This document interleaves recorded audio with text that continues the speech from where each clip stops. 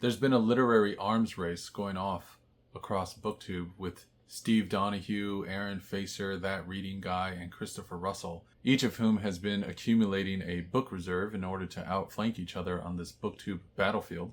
And I wanted to jump in with my own literary arms acquisition in hopes of some kind of bookshelf domination. So I have two big piles next to me, so we're going to go through each one and see what we can discern about my book building campaign. The first book I've acquired is actually one that I really only know of because of the author's connection to James Joyce, and that is Zeno's Conscience by Italo Svevo. And from what I understand, this author became friends with James Joyce, who then read his various manuscripts and pushed him to actually continue writing and devote himself to the kind of stream of consciousness style that he was becoming illustrative of. And it's supposed to be a reflection on our process of reflection. The narrator of the story, Zeno, is tasked by his psychotherapist to jot down his confessions of his life. And in the process of jotting that down, he is doing what all of us are capable of doing.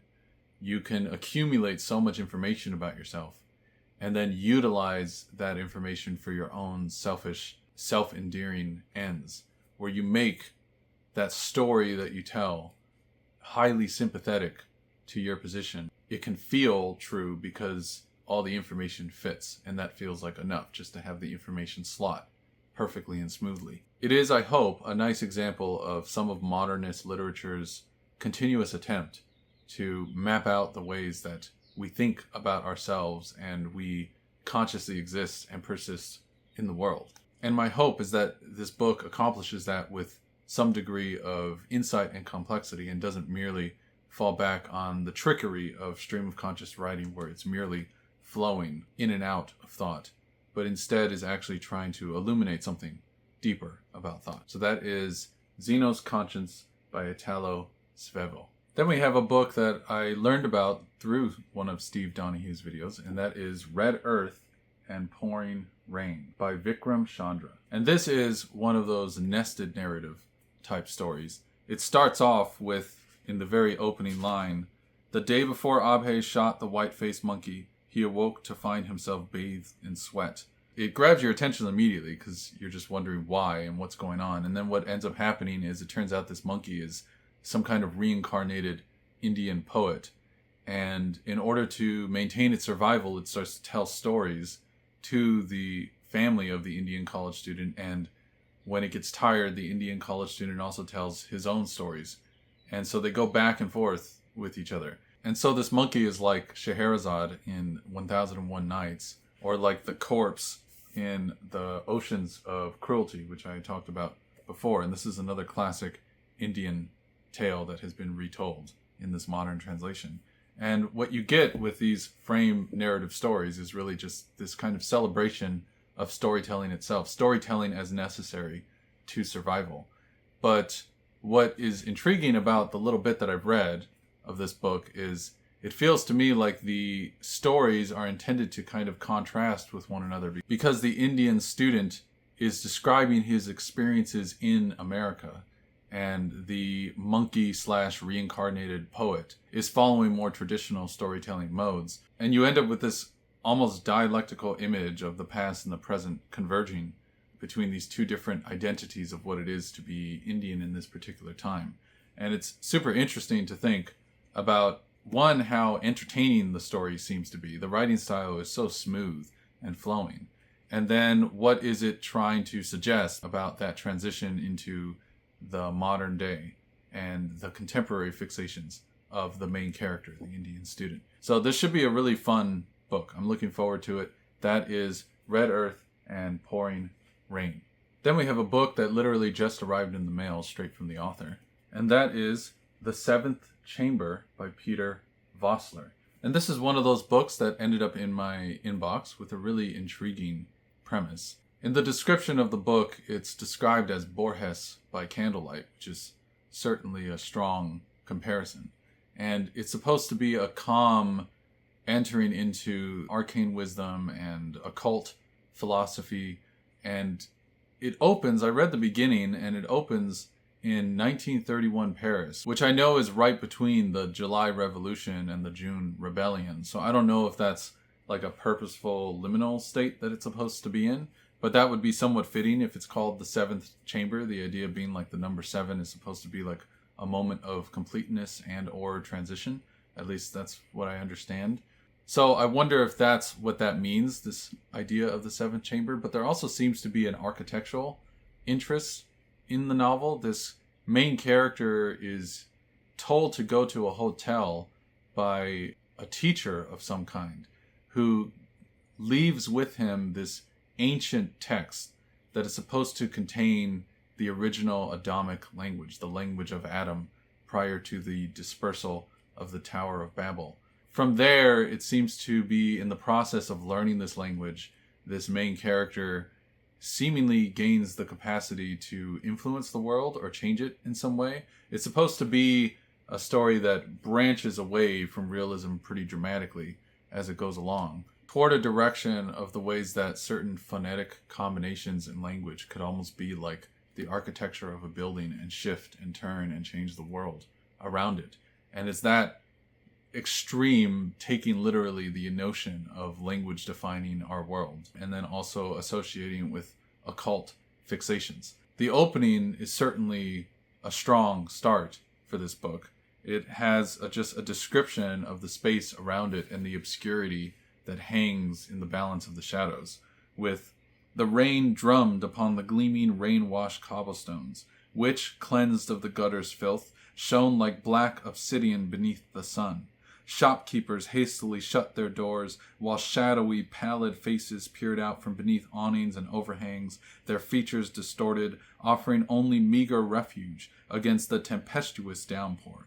Long rows of towering Lombardy poplars, their slender trunks bending from their pedantic alignment, swayed like drunken men beneath the oppressive, leaden weight of the sky. Dark puddles flooded the gutters, their surfaces marked by concentric ripples reflecting the towering facades of the buildings above. So you can see an attention to sentences themselves and to the sound of sentences. You have in that opening paragraph this almost like purification through water and revelation through the light that emerges in the reflection. And then it bookends the beginning and the end of that paragraph with these two reflections. One of the obsidian reflecting the light above and the other of the reflection of the towering buildings around it. So in that sense, it's almost like as above, so below. You have this kind of bringing together the high and the low in that opening paragraph. And this is going to be a building-oriented book, from what I can tell, with this character wandering through this hotel, which is potentially labyrinthine and ever-changing. And it's through that experience that this character maybe grinds deeper into their own seventh chamber of themselves. And I'm curious to see how far it takes this idea of language as a blueprint of creation. Among the many books that land in my inbox, this one is certainly one of the more intriguing ones. So that is The Seventh Chamber by Peter Vossler. Then we have a book that excites me for its potential artistry mixed with history, and that is The Transformation of the World by Jürgen Osterhammel. The thing that intrigues me about this book is I believe it's taking up the same formulation of history which something like Fernand Braudel's The Mediterranean books do, where instead of giving just a chronological and top-down history, it instead is approaching history through slowly evolving structures, almost thematic panoramas. And it's that segmentation that allows for artistic choice in the process of history writing, but also focusing in on the potentials of interpretation throughout that history. And the bit that I've read of the beginning of this book has that feeling of an author meditating on history continuously, and even just the organization of the chapters. It feels so much like it's going to be a philosophical type history through the 19th century. It's not merely going to be rote facts back to back. Like we have chapters on memory and self-observation, on time, on space, with questions like where was the 19th century? We have things like mobilities and living standards and cities. So it's like segmenting via abstract topics in order to communicate potential connective threads along the way.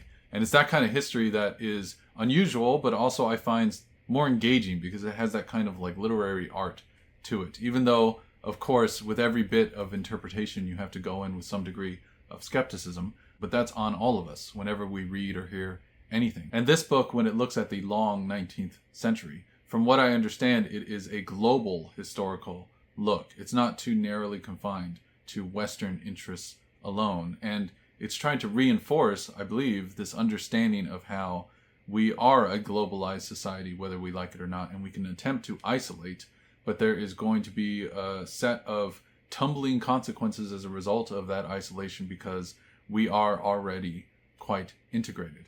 And when it comes to the rise of cities, and when it comes to the rise of shipment and trains, we have further and further degrees of interconnectedness that is at this point unavoidable. So that is the transformation of the world. And then we have a couple of Library America editions. The first one is the collected works of Flannery O'Connor, who's an author that I should have read a long time ago and I haven't read yet. So I'm excited to have all of her published works collected here. And a friend of mine, Matt from Colossum Books, he was recently reading Wise Blood, and he had a lot of really great things to say about that. So that just spurs my interest even more to finally get into Flannery O'Connor beyond just the few snippets of stories that I've read here and there. And from what I understand, she's what people consider a Southern Gothic writer, in that she uses the vernacular of that space, that kind of neighborly quality of friendship and charm, and then mixes it with the moralistic violence that we can sometimes be prone to once we give ourselves the authority of feeling righteous. And it's that self-righteous violence and that cruelty that can emerge out of that self-righteousness that I hope is satisfied by going through these works. It's what I understand about her as a writer. She was a Catholic writer who took very seriously the challenges of characters facing the grotesque within each other. I'm aware already of some of the more extreme elements of some of her stories, but I'm curious to see what it actually feels like to make my way through in the context of the writing, how thematically full it actually feels, her way of contending with the moral challenges of people's tendency toward feeling good about being so cruel. Then we have John Williams in his collected novels, and I haven't read any of John Williams either, but just like with Flannery O'Connor, Matt at Colossum Books was also recently reading Stoner by John Williams. Plenty of people have talked about Stoner as being this excellent, amazing, near-perfect novel, and I'm always quite suspicious of the way that people talk about it, but Matt appreciated the book, and I trust his judgment in that regard, so I want to give this a shot. And the nice thing is it has Butcher's Crossing and Augustus, and I read a little bit of the beginning of Butcher's Crossing, and it is nice to have an author who so boldly employs free indirect style of just melding the narrator with the characters so that we kind of get this like very direct vision into the world of the story. And that's certainly the feel that I get with the beginning of Butcher's Crossing. There's also a kind of like subtlety and silence to the prose. It doesn't feel too forcefully stylistic. That's interesting to me because when I think of writers who become really, really popular, I tend to think of the distinctiveness of their voice. And the bit that I've read at the beginning of this, his voice doesn't feel that prominent. So I'm curious how he manages to have the plot and, from what I understand, the psychology of his main characters, how that is elevated beyond the otherwise very subdued style that he employs. And for those who don't know, the three novels in here, Butcher's Crossing, that's about a buffalo hunting expedition. Stoner is just about an academic living his life as an academic, almost like thanklessly. And then Augustus is exactly what it sounds like. It's a historical fiction novel in ancient Rome. Each of those scenarios sounds so very simple. And when I was looking up information about each of the three novels in here, he seems to focus his writing not just on chronicling the individual psychology of the characters, but how institutions, like in Stoner, the academic world, can impose on individual characters' freedom or their capacity to be who they desire to be, or some of the ways in which it just merely constrains them. Once they become a part of something bigger, your ambition is not just a personal drive, but an internalization of external values that you unwittingly become a part of. And it is that hollowing out of lives that seems to be his interest in these books, at least based on the premises of each one. I hope that it actually fulfills that potential. It's nice to actually have John Williams and finally to get into that author. Someone I've been curious about for a while. If it wasn't for Matt, I probably wouldn't actually have dived in, but now I'm willing to give it a chance. So this is John Williams and his collected novels in the Library of America edition. Then we have a few books on economic history. First, we have Empire of Things by Frank Trentman. And the subtitle says, How We Became a World of Consumers from the 15th Century to the 21st. It seems like it might be a historical look at how goods have both seduced and enriched us in our lives, right? They've made it so that we feel this inadequacy without certain goods. And then also what historical contingencies led to those particular goods being the ones that we feel so desirous of. And how that enrichment also in many ways unsettles our lives by making it harder and harder to just sit and find comfort in what we already have, in the privilege of merely having so much potential for comfort, and how we will consume ourselves with temptation and that endless need for more and more and more. Because at some point in history, we must have had some kind of moral reframing of material goods as now being essential for our health, for our well-being, for our sense of self. How much of that is a kind of top-down influence or a matter of trade or a matter merely of multiple cultures finally intermingling, and then the temptations that emerge out of that are precisely what ends up creating the market forces that then dictate what counts as acceptable within this empire of things. And that word empire in the title is suggestive of the colonial empire and its spread and the need for profit, and how that then becomes a deciding factor in what is then marketed to us. It seems like quite a thick book. It seems like a very carefully done book. I look forward to seeing how it illuminates that history to me. There's a lot that I don't know about the current situation that we're in terms of what we are advertised and what seemingly matters to us in this day and age of continuous consumption. And then related directly to that subject is Irresistible Empire by Victoria de Grazia.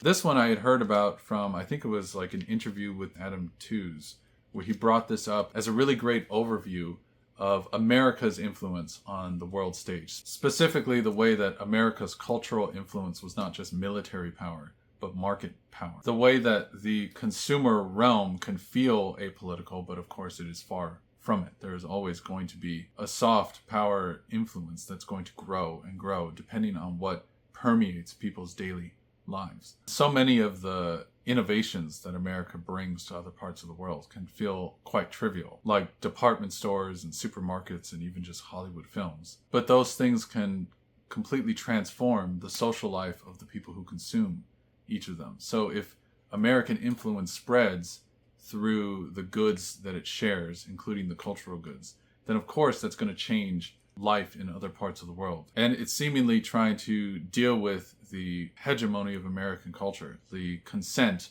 that people give toward the power of American influence. And it's a cultural consent that they give into. And it seems like a perfect complement to that other Empire of Things book. And speaking of compliments in terms of the subject matter, and speaking of Adam Tooze, who was the one who suggested that book, we have Adam Tooze, The Deluge. And this is his look at the effects of World War I on national relationships and the economy, and specifically the spread of American influence as a result of World War I. So just like the prior two books, it's really just about that American hegemonic power, which is something that is probably transitioning away right now. I'm curious about each of these economic books because I just finished reading Shutdown by Adam Tooze, which the first half of this I thought was phenomenal at explaining the importance of treasury bonds and the American dollar in the broad world system of economics.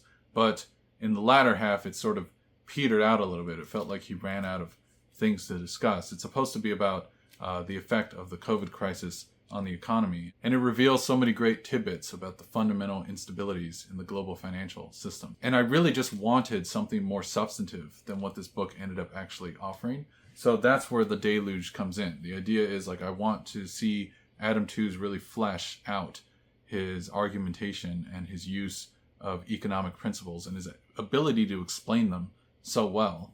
But I guess I'm hoping that starting with The Deluge, and then maybe I'll look at his book on The Wages of Destruction, which is about the Nazi economy. Because I do think it's really helpful, it turns out, to think about the constraints of the financial system, the various maneuvers that seem to take place in order to avoid complete economic collapse, and how close we seemingly get to that economic collapse. At least we have been getting since 2008. Yeah, that's why I purchased The Deluge and the other economic books. It's just something, a personal interest of mine of late. And then in a similar historical range, I recently picked up the book Post-War by Tony Judt. And this is a book that I heard about on BookTube again and again and again. And it seems to be a really densely written, informative, enlightening, illuminating book about post-war history, all the tumbling disarray that is there and the potentiality for what's to come and all the decisions that needed to be made. It's a history of Europe since 1945. And ideally, it's going to treat the post-1945 moments of history as one strand among a wide series of effects of how countries are confronting the post-fascist legacies. And it might go into some of the narrative identity that these countries construct after such a difficult past, and how they attempt to deal with the huge consequences of the tumult of something like World War II. So just like with The Deluge, it's about like this upending of society and then this rearrangement of power. And hopefully it's one of those history books whose value is not merely the chronology and retelling of that history, but it's informative instead about the constant state of influences that are happening between countries in the world and the need to define one's country after something so atrocious as much of what occurred during World War II. So that is Post-War by Tony Judt. And then continuing with that interest in the time period, we have After the Reich, The Brutal History of the Allied Occupation by Giles McDonough.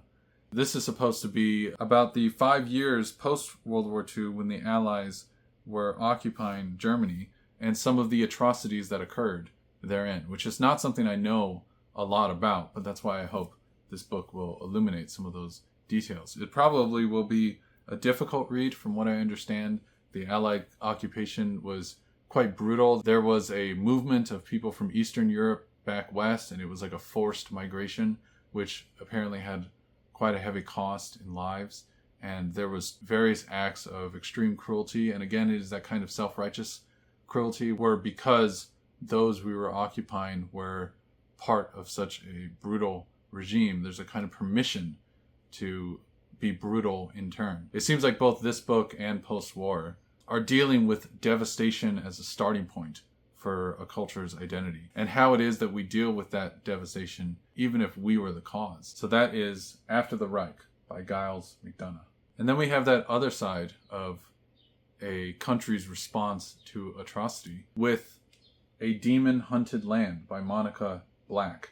And this is how in post-war Germany there was an influx of supernatural anxieties and faith healers and all kinds of preying on the simple answers of supernatural healing and connection. Where this sudden adherence to supernatural thinking becomes a scapegoating away from what one's responsibility is in relation to what came before. It's almost like a collective culpability that couldn't be directly acknowledged. So instead, it becomes placed on the easier answers of supernatural benefit. From what I understand, one of the arguments in this book is that in post-war Germany, there was a fixation on evil and stamping it out and getting rid of it. The abstract of evil becomes an easier way to describe the deeply rooted psychological tendencies that we all have that doesn't require evil to exist. But then if we instead use evil as an abstract, then it becomes something that could be gotten rid of, and then all our problems are solved. So it's like the psychological side of what happens when a country feels a kind of guilt over its own cruelty, and then how it attempts to deal with that by personifying it into nature, into some abstract form that we could then get rid of wholesale. And that is A Demon-Hunted Land. And then we have the other fantasies that people latch onto with Angel in the Forest by Margaret Young. And you might be familiar with Margaret Young from, I think it was my Hard Books I Want to Read video, where I talked about her book, Miss Mackintosh, My Darling, which is a really lengthy meditation on memory through a single bus ride. Margaret Young is a poet who incorporates her poetic sensibilities into her prose. And similarly, Angel in the Forest is her lyrical meditation on our utopian fixations in America. So it covers two attempts at utopias. The one in 1814 by a German mystic in Indiana, and then that later revitalization of the utopian dream in 1825 by Robert Owen, who is the father of British socialism. And the key is that both of those utopian attempts completely failed. And so it really becomes like a model for American myth making generally. I think that's why Margaret Young found the subject matter fascinating enough to want to write about it in her book. And this is a recent release. It's like a reissue of this older book through Dalkey Archive Press. And it seems to be a softer, smaller way in to Margaret Young's elongated lyrical writing style. And it seems fitting, too, for her prose to be so dreamlike, because I think that fits the visionary aspirations of these utopian characters. And, of course, utopia, just like the supernatural in the Dream Haunted Land book that we just looked at, it's something that we fall back on again and again, that kind of continuous hope in the face of the harsh reality of expectations not being met.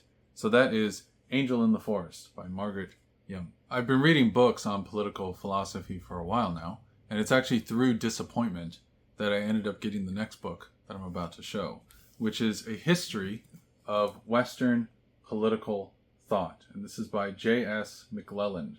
What I hope from this book is a more serious and carefully done overview of political philosophy. I originally tried to read this book, which is On Politics by Alan Ryan, and I found it way too soft in its proceedings. It just sort of seemed like a introductory overview of the subject, and I wanted something more substantive, so I picked another overview, right? A history of Western political thought. And what I hope with this copy of A History of Western Political Thought is that it won't just be an abstract overview of the philosophy of politics, but engage directly with how much each philosophy is a direct response to the conditions of the time. How thinkers are not simply offering universal principles, but addressing immediate political exigencies, rather than treating all of them as just timeless philosophical statements. It's instead grounded a bit more in what were the pragmatic pressures at play in a lot of these ideas.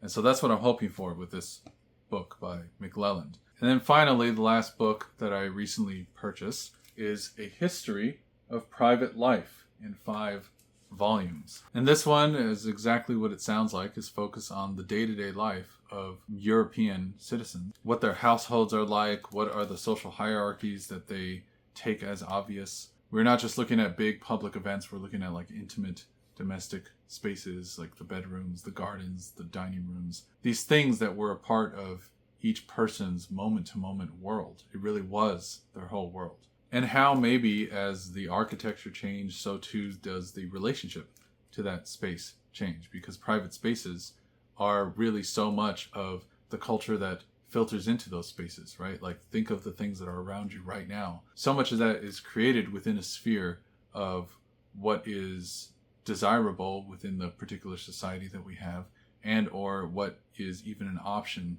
to have delivered to your home. And then how does that become a reflection of who you are and how you view your own existence? For the longest time, I was interested in history that was much more about, the ruling class and the kings and queens and things of that sort. And a lot of that is really just for the capacity to be able to speak to those subjects. But it really is interesting to look into the actual private side of history, how history contains all of us. It contains all of our continued human psychology. Humans have not had enough time to evolve a different way of thinking. And so we are almost thrust into these series of experiments of what it's like to live in different ways. So to learn about the private lives of citizens just like you, but in entirely different contexts, is to learn a bit about the spread of human psychology, the malleability of our thinking, and also the ways in which our thinking just repeats itself. And so many of the books that I've been showing throughout this haul are really just about